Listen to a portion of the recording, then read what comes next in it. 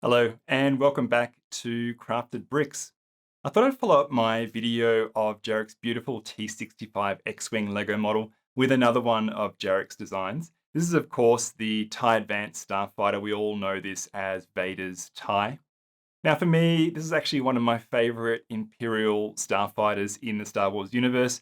I really fell in love with this ship when I saw Vader piloting this particular ship, accompanied by two fighters, kind of dropping into the trench of the Death Star and then starting to take out all the X-Wings and Y-Wings.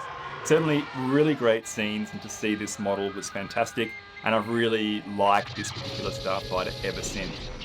Building this has been a lot of fun. Jerac, once again, has done a superb job in terms of capturing all the shapes and the forms and the size and the details of this quite accurately. If you actually want to build this model yourself, you can purchase and download the instructions from the BrickVault team. Let's take a closer look at this model now and check out a few of the details. I'm just going to rotate it while I have it here on this turntable with me. Taking a look at the front first, you can see there's some really nice details on the struts either side of the cockpit that are quite accurate to the in-universe Star Wars model. Rotating it through here, you can see these panels either side have this correct kind of angled shape that we expect. And then also their shaping here and their size and proportions is also quite accurate. Jerac has done a superb job here, and there's some really clever build techniques that are used to really lock those panels in on the bottom and on the top on both sides into their correct position. I was very impressed with that when I was building this particular model. Rotating the model now through to the back, there are some really nice details here, particularly sort of when viewed from the top down. You get this nice sort of curve at the rear of the model, and Jarac's done a great job with capturing all those shapes and details. And I'm going to rotate the model through to the front again. I just want to show you the cockpit. So this model doesn't really have any play features. The only thing that it sort of can do or that moves is the cockpit will open up. So I'll just show you that now. This top hatch will open up, and then the bottom hatch here in this section here does seat Vader inside this, but it is a very tight fit. I'm just going to remove part of the top of the cockpit here so you can get a look at that. And as you can see in there, Vader is seated very snugly in there, but it's an extremely tight fit. So once you build this model and put him actually in there, or even just a regular TIE fighter pilot, you'll probably just keep that in there for the life of this model.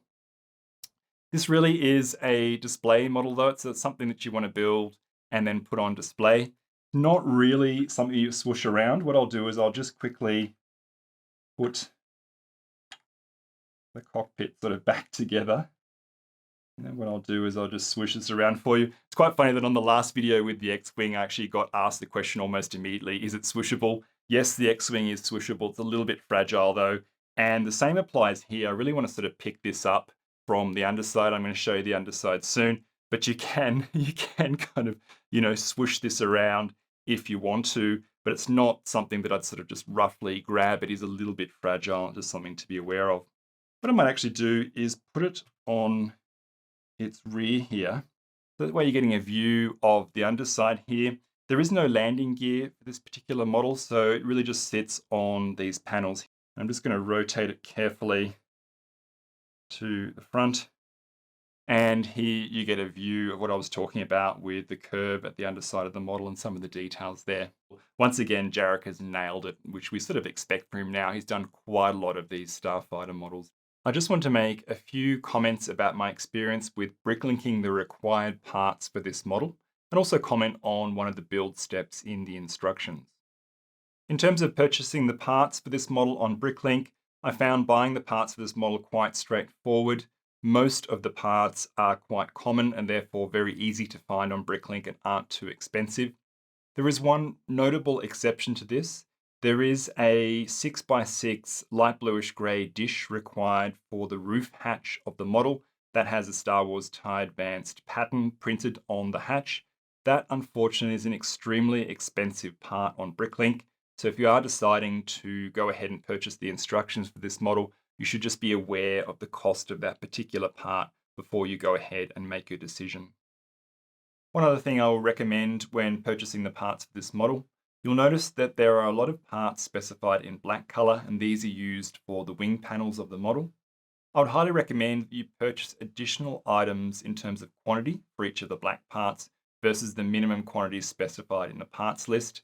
So for example, for a given part type like a black brick, you purchase an additional 2 to 6 parts of that part type. The reason for that is black Lego, that glossy black, really does show up scratches very readily. So you want to have a few additional parts on of each part type in black to enable you to select the unscratched or least scratched parts for your build versus being stuck with only the minimum quantity that you've ordered. In terms of the instructions, they're extremely well laid out, clear, and easy to follow. I just want to give you a tip about build step number 52. At this step, you're required to attach 4 of the wing panel sub-assemblies to the main body of the model. You'll notice for those wing panel assemblies, there are a whole lot of hinge plate tops attached to the underside of the assemblies. These are then required to be slotted into the hinge bases along the main body of the model along 4 edges. This is an extremely difficult step to do in this way. It requires a lot of force to connect those hinge top plates and bases together, especially with so many of them being involved at once. I would highly recommend you actually assemble the hinge tops and bases together separately, then attach all of the required assemblies to the wing panel sub-assemblies, and then seat the completed wing panel sub-assemblies to the main body of the model in the 4 locations required, and then continue on with building the model. I think that's all that I wanted to cover in this video. Thank you so much for watching. I hope that if you do decide to go ahead and purchase the instructions, buy the parts and build this model yourself, I hope that my tips on bricklinking the parts for the model and also that tip on build step number 52 are useful for you.